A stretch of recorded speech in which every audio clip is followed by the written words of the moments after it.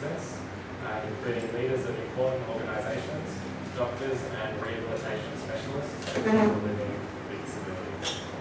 These interviews were conducted with assistance of a translator and were structured utilising pre-planned questions based on research of the organisation and the people involved. One person was appointed to conduct the interview, while the other five wrote notes summarising the responses. Lastly, it was the focus group discussions.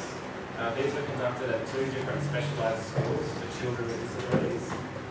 This again involved semi-structured questions and the use of a translator, with one person conducting the interview.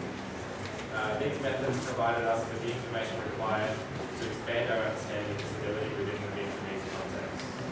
The information gathered from all of these sources then underpinned our findings about access to people living with disabilities, which will now be explained by Sky. The research we've done has allowed us to recognise a number of key themes which have emerged from the research.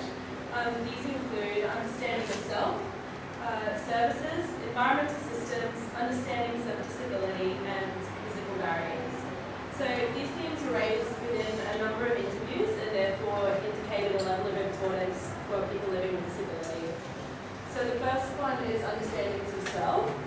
So this includes a person's perceptions of their roles and position within the networks important in their life, such as family and community.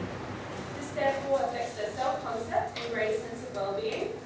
And many research participants expressed wish for self-determination and achievement of personal goals, including education, employment, and social ambitions.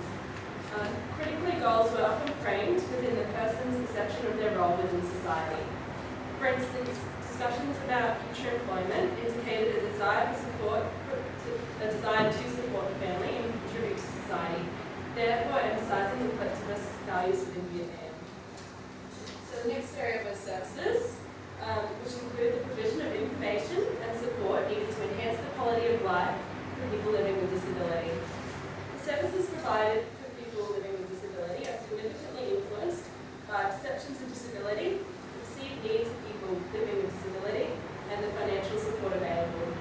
The key services that became apparent throughout the research process included rehabilitation, education, and vocational training. The government is required to provide specialised support, including education, healthcare, and financial services. However, where government support is limited, NGOs and other organisations are able to assist in providing services that meet the specific needs of people with disabilities. An example of this was at the Visual Blind Association. As the local public school was unable to meet the educational needs of the children with visual impairments, this organisation provided an alternative service focused upon addressing the specific needs of the child. I'm going to discuss the role of the environmental systems in the context. So environmental systems involve networks existing within a person's life with certain assigned roles and responsibilities regarding the social, health and economic needs and impacts on people living with disability. Some of these systems are naturally occurring within a person's environment, including family and community. However, others also exist that are recognised to impact the person's lived experience.